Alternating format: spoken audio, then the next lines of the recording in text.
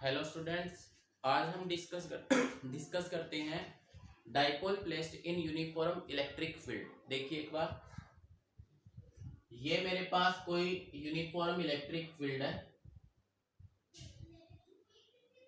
ये आप equi distant lines draw कर सकते हैं। यूनिफॉर्म इलेक्ट्रिक फील्ड में मैंने कोई डाइपोल रखा नेगेटिव और पॉजिटिव चार्ज का, ठीक है ना। तो देखिए डाइपोल की लेंथ कितनी होती है, 2a। डाइपोल की लेंथ 2a होती है। डाइपोल का नेम रख लेता हूं ए और बी। तो देखिए यहां ए पॉइंट पे प्लस क्यू चार्ज है और बी पॉइंट पे माइनस क्यू चार्ज है। तो जो ये प्लस क्यू चार्ज है, इलेक्ट्रिक फील्ड की डायरेक्शन में इस चार्ज पे क्या लगेगा, फोर्स लगेगा। और उस फोर्स की value F equal to Q E. तो ये आपको अच्छे से क्लियर होएगा। F इक्वल टू क्या होता है, क्यू ई, ठीक है। इलेक्ट्रिक फील्ड के अपोजिट डायरेक्शन में मूव करता है नेगेटिव चार्ज, इसलिए इस पे फोर्स कितनी लगेगी, F equal to Q E, but sine क्या आ जाएगा, नेगेटिव, ठीक है। तो इसको हम समझ लेते हैं डेरिवेशन की हेल्प से। देखिए एक बार, देखो सबसे फर्स्ट की force on plus Q charge, force on plus Q charge कितनी है, तो that is F equal to Q E. Force on minus Q charge जो बी पॉइंट पे रखा है हमने, उस पे फोर्स कितनी है, माइनस क्यू ई। तो देखिए नेट फोर्स क्या देगी, F equal to Q e और minus q e, q e and minus q ई। तो नेट फोर्स कितनी हो जाएगी, जीरो। यानी यूनिफॉर्म इलेक्ट्रिक फील्ड पे इस डाइपोल पे नेट फोर्स जीरो लग रही है, ठीक है। तो देखिए नेट फोर्स जीरो होने के बाद भी, since net force is zero, but जो ये फोर्सेस लग रही है ए और बी पॉइंट पे, ये इस डाइपोल को क्लॉकवाइज डायरेक्शन में रोटेट करवाने की टेंडेंसी रखते हैं। अगर ये इसको क्लॉकवाइज डायरेक्शन में मूव करवाने की या रोटेट कराने की टेंडेंसी रखते हैं, तो इसका मतलब इस पे कपल या टॉर्क लग रहा है। क्या लग रहा है इसके ऊपर, टॉर्क लग रहा है। फोर्स टोटल जीरो, ये कंसेप्ट आपने ध्यान रखना है कि डाइपोल पे फोर्स तो जीरो लगती है लेकिन टॉर्क नॉन जीरो लगती है। तो टॉर्क की वैल्यू देखिए, since net force equal to zero but there is some torque, उसके ऊपर क्या लगेगा, कुछ टॉर्क लगेगा। तो देखिए टॉर्क इक्वल टू क्या होता है, either force into perpendicular distance. तो देखिए इस प्लस और इस माइनस का परपेंडिकुलर डिस्टेंस हम कैसे कैलकुलेट करेंगे, मैं ए से लेके सी तक कोई लाइन ड्रॉ कर लेता हूं, ए से सी कोई लाइन ड्रॉ कर लेता हूं।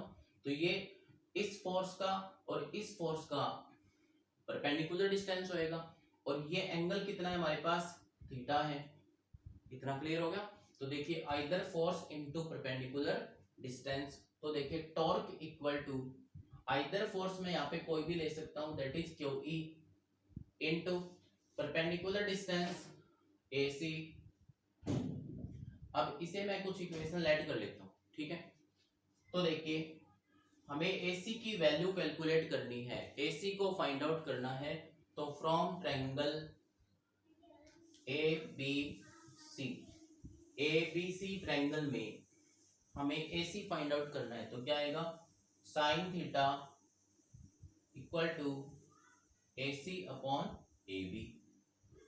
तो AC हमें फाइंड आउट करना है, AB की वैल्यू कितनी है, 2a। तो देखिए AC इक्वल टू कितना आएगा, 2a sine theta, equation 2।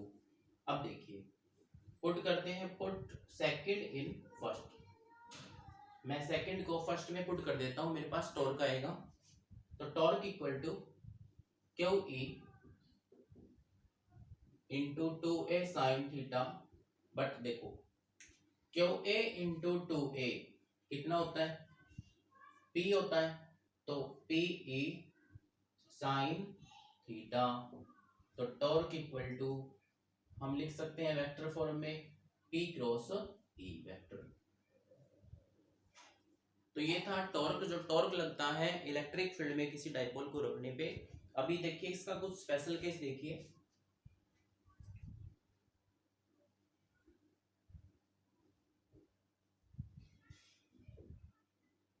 First देखिए, अगर हम ये कहें कि थीटा की वैल्यू 0 डिग्री है, अगर थीटा 0 डिग्री हो तो उस केस में देखिए क्या होगा। ये डाइपोल जो आपको नेगेटिव और पॉजिटिव ऐसे दिखाई दे रहा है, ये स्ट्रेट लाइन में हो जाएगा, मतलब ऐसे हो जाएगा। ये देखिए, ये मान लीजिए इलेक्ट्रिक फील्ड है और डाइपोल ऐसे हो जाएगा, नेगेटिव और पॉजिटिव। ठीक है, तो ये पैरेलल माना जाएगा केस, क्योंकि थीटा 0 है।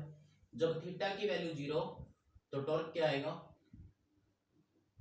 पी ई साइन 0, और टॉर्क कितना आएगा 0। यानी कि इस कंडीशन पे इस पे टॉर्क 0 लगती है। ध्यान रखिए, कई बार क्वेश्चन पूछा जाता है यहाँ से, ये केस स्टेबल इक्विलिब्रियम का है।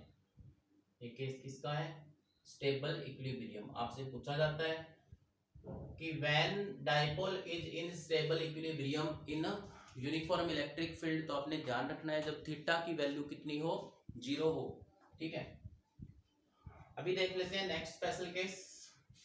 अगर हमारे पास थीटा की वैल्यू 180 डिग्री हो, तो अब बताइए टॉर्क कितनी आएगी। तो अब भी टॉर्क 0 ही आएगी, पी ई साइन 180। तो साइन 180 कितना होता है 0, तो टॉर्क कितना लग रहा है उस पे 0। लेकिन इस केस को हम क्या बोलते हैं, अनस्टेबल इक्विलिब्रियम। Unstable equilibrium. देखिए इसका थोड़ा डायग्रामेटिकली मैं आपको बताता हूं। अगर ये इलेक्ट्रिक फील्ड है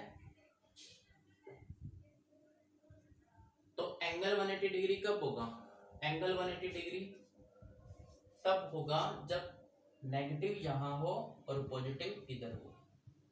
तो इसका मतलब डाइपोल मोमेंट की डायरेक्शन ये हुई और इलेक्ट्रिक फील्ड की डायरेक्शन ये हुई, तो एंगल कितना हुआ दोनों के बीच में 180। इसीलिए इसको क्या बोलते हैं, अनस्टेबल इक्विलिब्रियम। जब ध्यान रखना आपने, जब 0 होता है तो उसे क्या बोलते हैं, स्टेबल इक्विलिब्रियम, और जब 180 डिग्री होता है तो क्या बोलते हैं, अनस्टेबल इक्विलिब्रियम। ठीक है, अभी देखिए लास्ट केस, इसका स्पेशल केस लास्ट हम डिस्कस कर लेते हैं।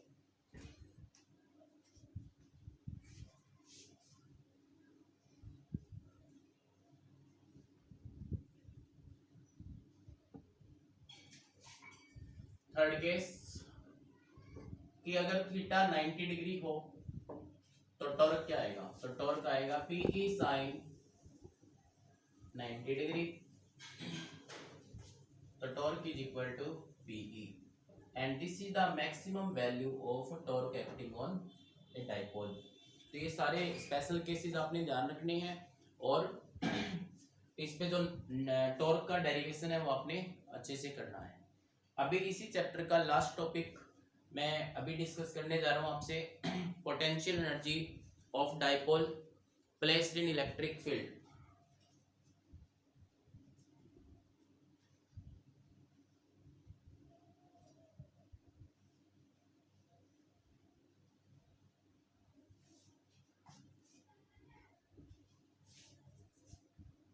Potential energy of dipole placed in uniform electric field.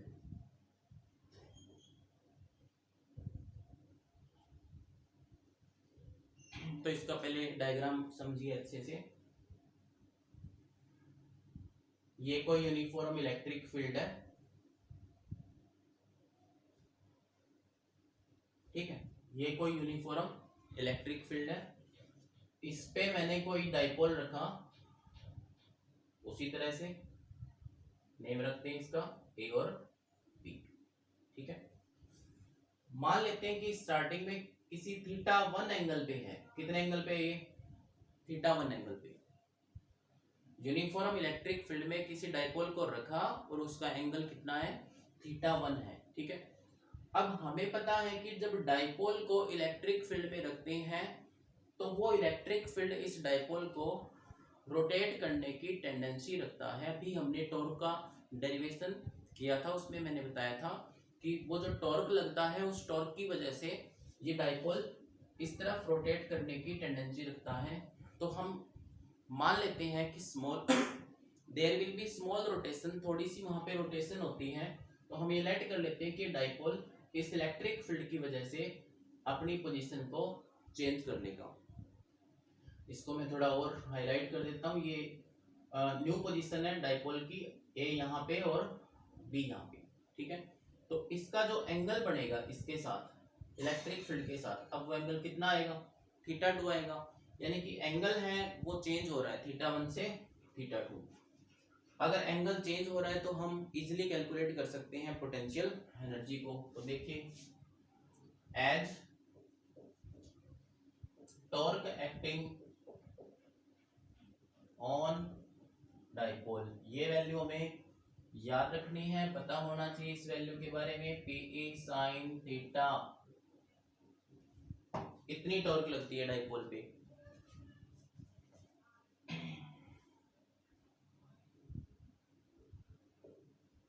अब देखिए, small amount of work done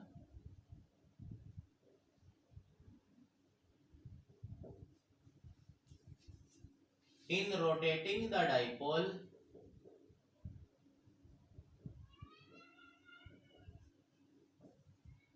from theta 1 to theta 2।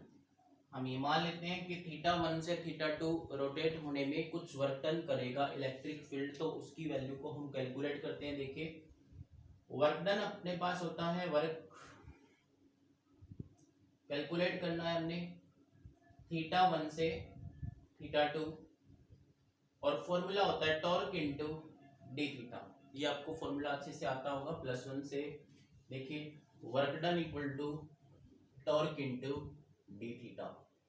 देखिए, ये फोर्स का काम कर रहे हैं यहाँ पे, ये डिस्प्लेसमेंट, तो ये क्या हो जाएगा, वर्क डन। तो वर्क इक्वल टू क्या होता है, फोर्स इनटू डिस्प्लेसमेंट, तो work done equal to torque into angular displacement. तो देखिए, टॉर्क की वैल्यू कितनी है हमारे पास, पी ई sine theta into d theta, ठीक है। तो अभी इसका इंटीग्रेशन सॉल्व करना है, सिंपल। देखिए,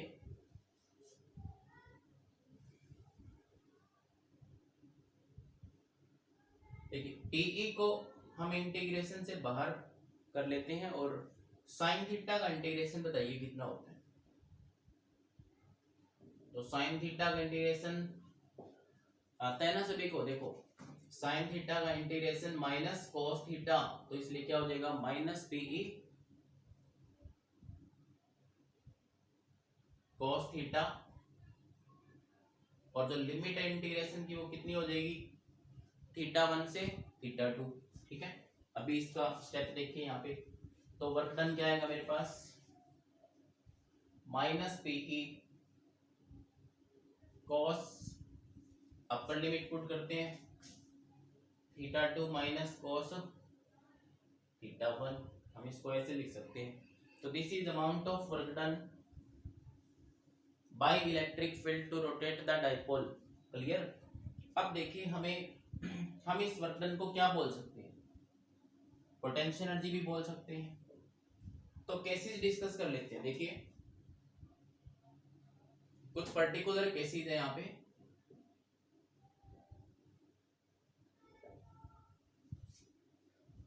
देखिए, केसेस मोस्टली एंगल्स पे हम लगाते हैं, थीटा 1 और थीटा 2 की वैल्यू को वेरी कर करके देखेंगे और उन पे अलग अलग केसेस एक्सप्लेन करते हैं। अगर मैं ये कहता हूं कि थीटा 1 की वैल्यू 0 डिग्री हो और थीटा 2 ओनली थीटा हो, एनी एंगल थीटा, तो वर्क डन क्या आएगा, उसी इक्वेशन में पुट करेंगे हम। तो work equal to minus PE cos theta, theta 2 की जगह पे थीटा माइनस कॉस 0। तो ये रिजल्ट क्या आया, W equal to minus PE cos theta -1। तो उस केस में वर्क डन इतना आएगा। स्टेप क्लियर हो गया। अब एक सेकंड स्पेशल केस देखिए।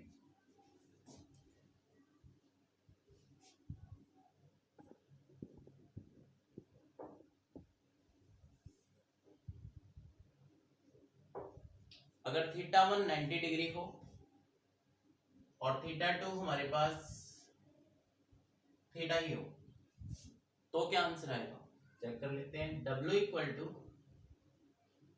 Minus PE cos theta minus theta 1 की वैल्यू कॉस 90। तो कॉस 90 कितना होता है, 0। तो वर्क डन कितना आएगा, माइनस पीई कॉस थीटा।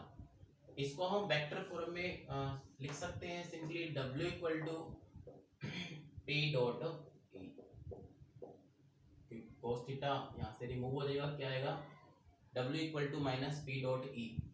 तो देखिए किन्हीं दो वेक्टर का डॉट प्रोडक्ट हमेशा क्या होता है, एक स्केलर होता है। और अगर स्केलर होता है तो आप वर्क डन देखिए क्या होता है, वर्क डन भी एक स्केलर क्वांटिटी है। तो इस तरह से ये हमारा फर्स्ट यूनिट का बी पार्ट कंप्लीटेड।